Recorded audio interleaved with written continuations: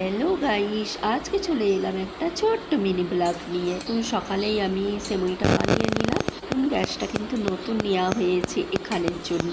সকাল সকাল আমি সেমুইটা বানিয়ে নিলাম। ওর পাপা মার্কেটে নিয়ে যাবে, তার জন্য আমিও রেডি হয়ে গেলাম। চললাম এখন কিছু কসমেটিক কিনতে। এখন বাজে 1টা, তো বেরিয়ে পড়লাম। তো আমার কিছু কসমেটিক কেনার আছে, আর নিয়ে নিলাম ইফতারের জন্য। এগুলো নিচ্ছি তেলে ভাজা। তো এখানে নানান রকমের তেলে ভাজা হচ্ছে। এখান থেকে তেলে ভাজা নিয়ে নিলাম, সব রকমই নিয়েছি একটা, কিন্তু এখন বাজে 3টে। এখন বাড়ি ফিরে আসছি আবার আমাদের দিয়ে, আর ওর পাপা চলে যাবে মার্কেটে। ডিনারের জন্য আমরা অর্ডার দিয়েছিলাম পিৎজা।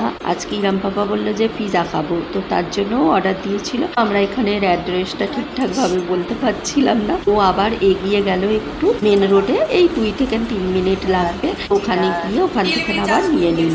আজকে আমাদের ডিনারে চিকেন পিৎজা, আর আমি কোল্ড ড্রিঙ্কস নিয়ে এসেছিলাম, আইসক্রিম নিয়ে এসেছিলাম। তো আইসক্রিমটা ওরা দু ভাই দুটো খেয়েই নি। আর এখন কোল্ড ড্রিঙ্কস আর পিৎজা, যেটা কিন্তু দারুণ ছিল।